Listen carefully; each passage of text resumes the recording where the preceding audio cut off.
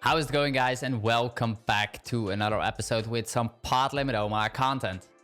Today it's all about playing aces in PLO, and I'm gonna give you several tips and ideas on how to play aces correctly in PLO and why it is such a powerful hand to have in Pot Limit Omaha. So guys, if you like the content, make sure to give the video a thumbs up. Also subscribe to the channel if you haven't already. And if you want to dive deeper into the game, then head over to PLOmastermind.com, where you can learn more about this great game from not only myself, but several other PLO professionals also. So let's get right into it, guys. What I have in front of you is a database where I filter down for aces. And the first thing that I want to make all of you aware of is the fact that whether you are a winning player or a losing player, aces will make you the most money by far, and it's the most strong hand you can have in PLO. So for example, what I did here, you will see the positional report in Hold'em Manager, and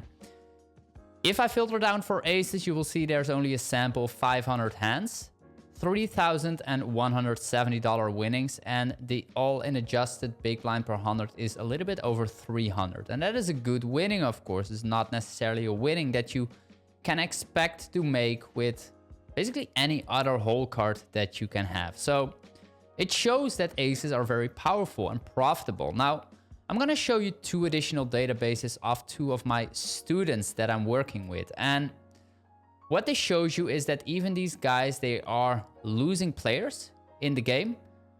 Aces are making them a lot of money. So let me give you guys two examples of what's actually happening there.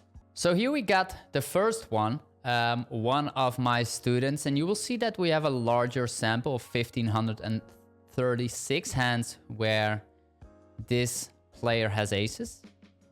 You will see that he's making $2,000 when he has aces, and the all-in adjusted EV is at 300 again. So again, doing very well. Everything is green, winning a lot of money. Now, if I remove this filter, you will see that this guy is actually quite a big losing player at the moment. He's losing 12 big blind per 100, over 60,000 hands, losing $1,700. So overall a losing player, but aces make up a lot of his profit, really.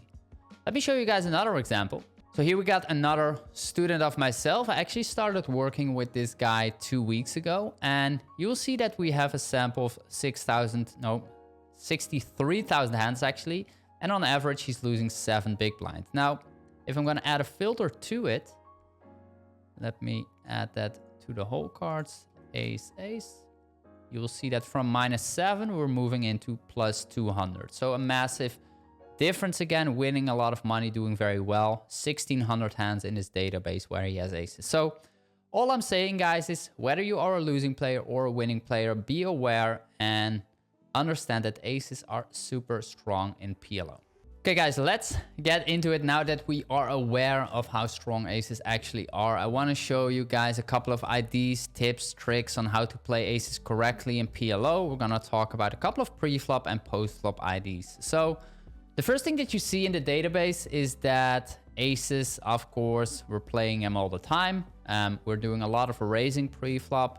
RFI is at 93%. I'm not entirely sure why it's actually not closer to 100. You will see a few limps most likely in the small blind. The small blind RFI is at 93. But generally speaking, of course, like very, very high. Actually, PFR, RFI, PFR is of course including 3-bets as well. RFI is in an unopened pot. So if we look into the 3-bet stats, you will see that the 3-bet frequency for aces in this sample is at 87.8, so very high again, and that makes a lot of sense. We want to play aggressive, put a lot of money into the middle most of the time. Now what you see is that there are a couple of situations and hands where we might not decide to 3-bet. For example, in middle position, you will see that the 3-bet is only at 66.7%. And if we look into the hands at the bottom, and I'm going to select for a line, let me see, you will see that there are the calls are on top. Yeah, so we got a couple of aces here that I decided somehow to not 3-bet. So let's see whether that makes sense. In this situation, we have a 2-4 table, And I decided to limp in this situation. This is probably a straddled pot, so it's not necessarily the same as a normal facing EP-RFI. I still think raising here would make a lot of sense because we can get in a lot of money pre-flop. This situation, we face an open from early position and I have aces queen jack. This is a clear slam dunk 3-bet. I decided to flat. Flatting in some situations could make sense if you are almost 100% sure that there's someone behind you who is super aggressive and comes in for very, very aggressive squeezes. So that could be a scenario where you want to slow play, get someone behind you basically squeezing, and then you can get in even more money. So let's see if that actually happens. You will already see that that didn't work out here, even though we have like a player 52 there, 35 on this side. Like, generally speaking, I wouldn't advise doing this too often. So don't become too tricky with aces. You just want to do a lot of 3-betting there. So let me show you what we mean. So this is an EP-RFI, MP decision. If we filter down for aces, this is the PLO Trainer web app, by the way, guys. If you want to learn more about it, head over to the link below the episode.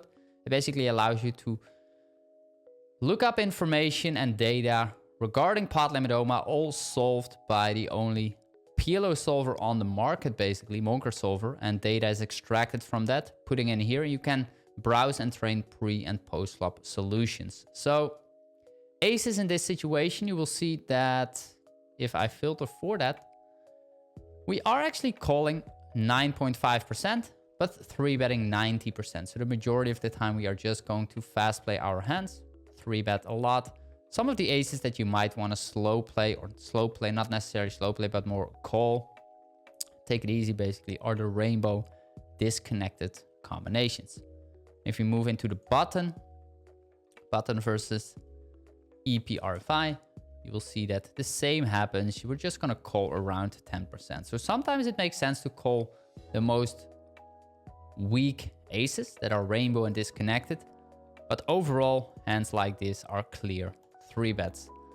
Now, if you face a wider open raising range, so button versus cutoff, here we are going to 3-bet wider with our entire range. And that will also make us willing to 3-bet more aces. So you will see that in this situation, we're basically 3-betting all our aces. So 98%, only calling 2%.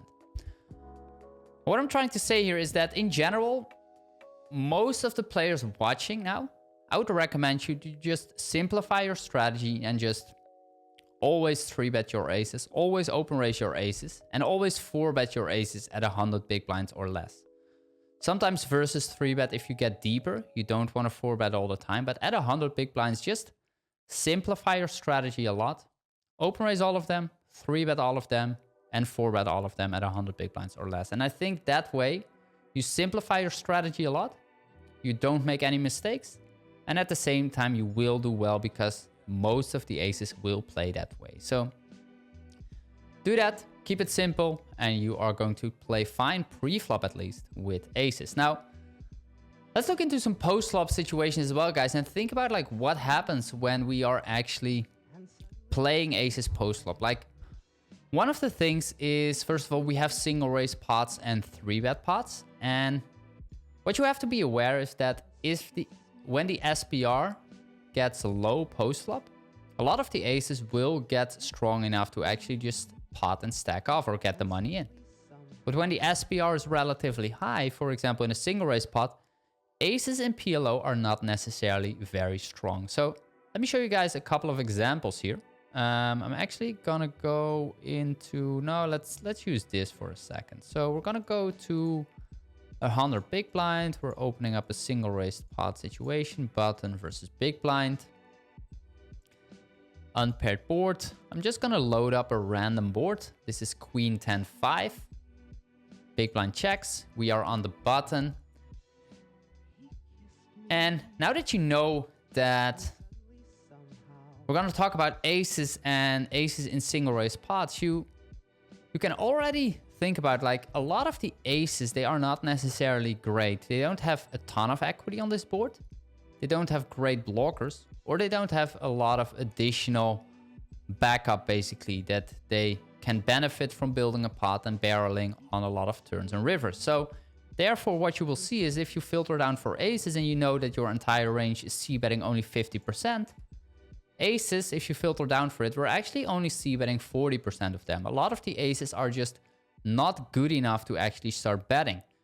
They just want to keep the pot small, preserve their equity, get closer to showdown, and potentially do something on later street.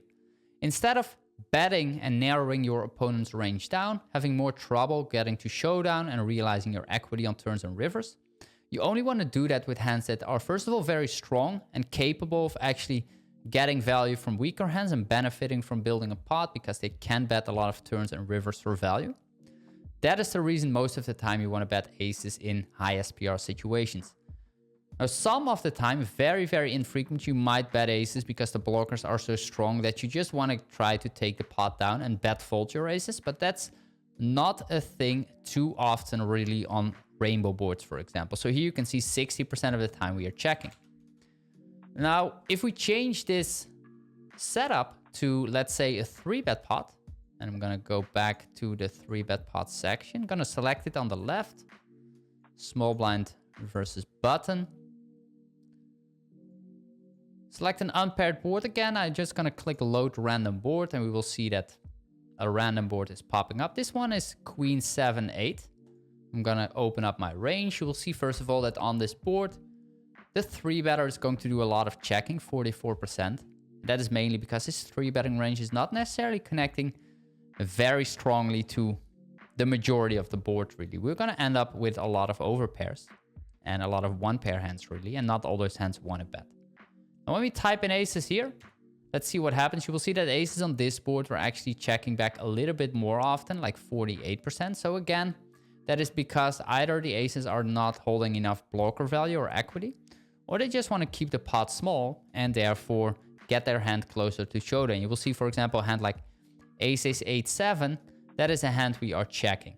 And you might argue that is a hand you also can bet and stack off. But if you bet and the money goes in, your hand is not really crushing and you're not pushing that much equity really with the bottom 2 pair. Now, what's interesting though is that it depends quite a bit on what the board texture is. I used the load random board feature and then this board popped up. But if we would filter down for a board that is like pretty good for aces, let's say the board is, I would say Jack 8 deuce, for example. On this board, you will see that because it's much drier and the in-position player will have less connection and less strong mate hands, you will first of all see that our range actually is going to do a lot of betting. Like here, we're just betting full range. And that means that aces on a board like this, we're just potting 82% of the time. So it's very simple a lot of the time playing aces in 3-bet pots. If you look into another board texture, for example, let's say the board is a little bit lower, 9-7-3. You'll see on 9-7-3 that this board we are checking 27% of the time. If we bet, we like to pot. But a hand like ace-ace suddenly becomes like a very powerful hand to pot it with. You will see that 85% of the time we are just getting the money in here. We're potting, we're not folding versus raise. And the reason is because with this hand, we can push our opponent to such a difficult situation with a lot of hands in his range that we want to really force as much aggression on him, deny equity versus many hands in his range, push them out of the pot, and at the same time, we're going to lower the SPR as much as possible to basically play a one-street game. We're potting. If the money goes in, that's fine. We're potting if our opponent folds. That's great. That's even better. So that's sort of the strategy a lot of the time in 3-bet pots when you have aces. Fast playing. Again, if the SPR is higher, we're going to be much more careful and selective. So keep that in mind. Keep that in mind, guys, when you are working on your game, when you are in-game playing aces.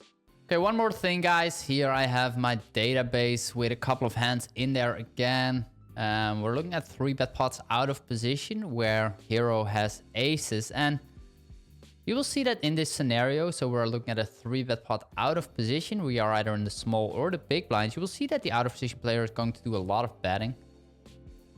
Flop c-bet frequency is at 87 on average. And when you look at what happens very often in these scenarios is that the out of position player is just going to pot it and he's just going to take down the pot. Especially in situations where you might play like shallower than 100 big blinds, that is even more the thing. But even at 100 big blinds, those things will just happen a lot. You're going to bet, and that's really how it's going to be played. So let's look at a couple of hands, see what happens. This time we are playing 1-2. We have aces, jack 4. We have an easy 3-bet. Board is king, queen 5 rainbow.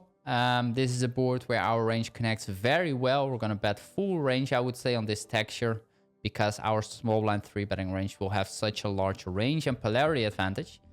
Sizing wise with this hand, I would say potting is quite decent here to just force aggression on like one pair hands. Make it tough for those hands to continue, and if the money goes in, it doesn't really matter, the money will go in. So I'm potting. My opponent folds. King, queen 5. Let's see if that actually makes sense. We have the sim here also, so king, queen. We have king, queen 4. Let's see what happens here. On king, queen 4, you will see that the out-of-position player is actually going to bet his full range. But most of the time, we're actually going to use a half pot bet sizing. Aces, jack 5. You'll see aces, jack 5 without a backdoor flush draw. It likes to pot it. Without a backdoor flush draw, we generally prefer to go for a half pot bet sizing. What did we have? We do have a backdoor flush draw, so half potting is probably a little bit better. Okay, do we have another hand to go through? Like, the point is that this is just... Let me filter just for all those hands. Doesn't really matter. So this one, we're playing 1-2 again. Here you see that we are actually playing a 60 big blind pre-flop stack. So we are shallower. Our opponent calls. Monotone board. Very connected. Our cutoff opponent's range definitely connects well here. So we have to be selective with the hands that we're betting. Also, given the fact that the board is monotone, a lot of hands in our range don't benefit from betting, or they don't have the required blockers.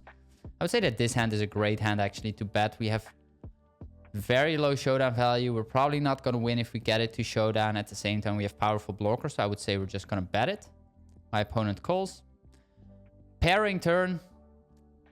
We do have the 10, which would give us some reason to bet, but at the same time, I think like my opponent's range will, after calling, connect reasonably well. We can have kings, king, queen, queen, queen, queen, 10, 10, 10. There are a lot of hands in this range, plus flushes that are most likely not going to fold versus another small bet. Also, the SPR is a little bit weird. Like, we have to go small, probably. So I like to see myself checking, probably give up. Check, check. My opponent actually checks back, and he had like jack 10, 9, 9. So he flopped a straight, and probably a hand that would have folded if we would continuously bet there.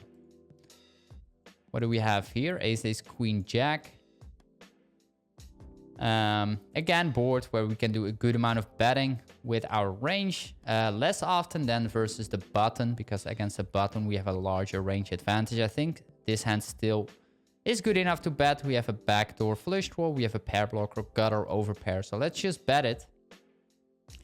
My opponent pot size raises, and at this point, we cannot fold, I would say. But I think that shoving is... I'm a little bit in doubt whether we want to shove here or just get the money in. I decided to get it in. And we are losing against king 10, 7, 4. I actually remember this hand. I think I reviewed it at some point also. Maybe even in a prior episode. I'm not sure. Point being is that, again, ace is just betting a lot, guys. Always keep in mind, though, that the structure of the board is very important when you are deciding to bet or check, and how ranges interact to the board. But especially on high card heavy boards, you're just going to end up betting a ton. So I think I'm going to leave it like this for today, guys. I hope you enjoyed this quick recap and insight into playing aces in Pot Limit Omaha. We learned that aces are very profitable in general, and you're going to make a ton of money. You have to play them super aggressively pre-flop. Open raising, 3-betting, 4-betting, like all these things generally are standard when you are playing 100 big blinds or less. And lastly, post-flop, it depends a lot on how high the SPR is and how ranges interact to the board. Always keep those things in mind, guys, and you probably do well when you have a decision to make with your aces. Again, if you want to learn more about it or train yourself more, then head over to the PLO Mastermind. And you can also learn more about the PLO Trainer web app, which is a software that allows you to do a lot of training on, for example, aces, both pre and post flop. Okay, guys, that's gonna be it. Wrapping it up now. Hope you enjoyed it. Make sure to give the video a thumbs up. And Subscribe to the channel, of course, if you haven't already. And stay tuned for more content in the coming weeks here as well on my YouTube channel. Guys, over and out. Catch you guys in the next one. Bye-bye.